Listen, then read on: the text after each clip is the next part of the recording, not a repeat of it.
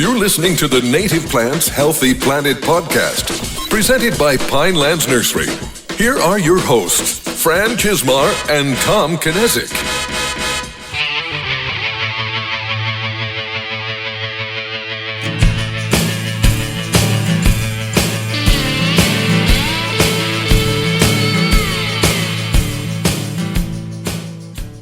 All right. Are you ready to kick in? Yeah, let's get going. All right. It's hot. Would you like to go first, or would you like me to go first? I'll let you go first because this is a segment that's breaking our rules on Forbes. It really is. What a because good start.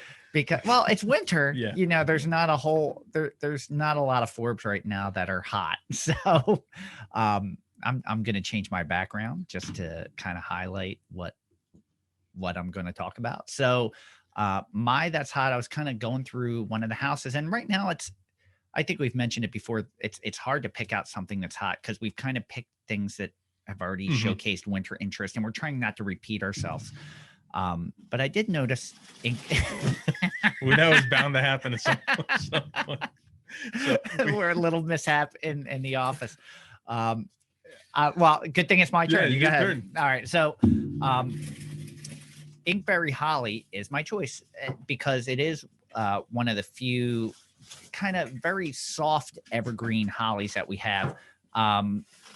It's a facultative wet, but it's commonly found in our pine barrens here in New Jersey and other drier areas.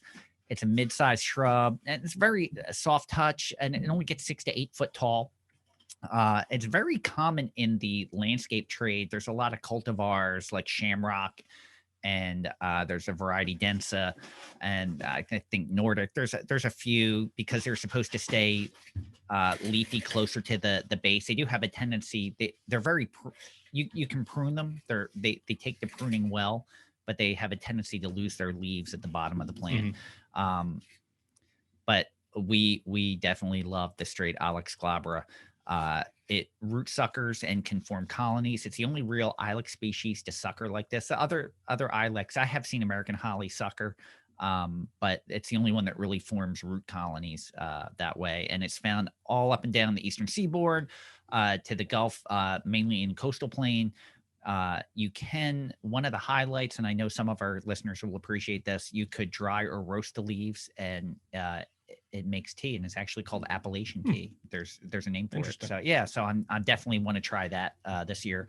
It has blackberry, hence inkberry, and it feeds raccoon, deer, and 15 species of birds, including turkey and quail. So that's a great one for it. It provides good cover for rodent, for deer, for birds, and actually the berries persist late, so it's not really something that gets eaten earlier. And I don't know, it might be a taste preference. I don't know, but it's one of those ones that they persist in the spring and it will get eaten more in the spring. So cool. I just thought it was a good choice. It's not rigid or sharp like a lot of hollies that you think of. Like it's very soft, almost like like it's again one of those ones where I walk by and I have to rub my hand across it, because it just has a very soft flowing feel, like kind of like you're like in someone's hair, you know. So it's if you don't know that plant, familiarize yourself with that plant. It's a great one. You can use it for hedging, or just as a specimen. It's a great plant. Yeah, and I know you might even said this when I was fixing our light prop behind me, but one of the things, I guess a negative thing about it is, at least with straight species, they can be really leggy when they're young. Yes. But once they get big and they really fill out, they're awesome. So. Oh, I put the wrong background back up. There we go. That's better. So no, and they take pruning really well, but they do, the new growth tends to shoot like really leggy growth. Yep. So you can prune it really heavy actually, and it takes well to that. So I was already putting up my vote for Fran. Yeah. That was an accident.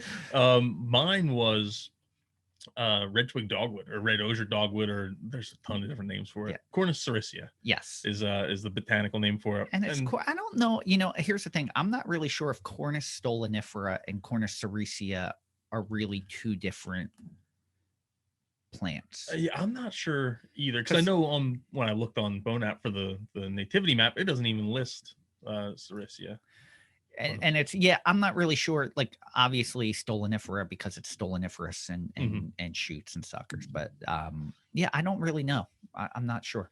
But it's a cool plant, and why I chose it right now is, like most of the country, we have a lot of snow cover here, and more on the way. And that's one thing with this time of year, it gets those red twigs or red shoots, and it really stands out along with a white backdrop. So it's more I used it for aesthetic reasons. I didn't look up all the other uses for it. I didn't do my homework this week, but but it's great. And that's one, as the stems get older, they tend to get more green.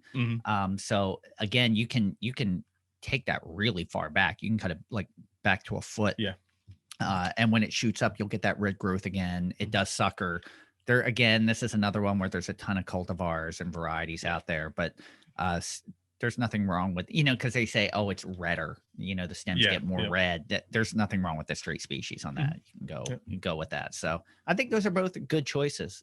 It's getting harder. And good thing that spring is right around the corner, and we're gonna have a lot more to choose from in just a month or two. Because it's getting to the point where like I'm not just coming across something now, like I'm actually looking for something that is showing some really good winter interest right now. So it's, I'm happy. By the time we do the next buzz, we should be in early March. Although with the forecast, we'll probably still be covered with snow. So, all right. I think that wraps it up. You got anything else? No, that's it. All right. Wow. We're moving along quick today.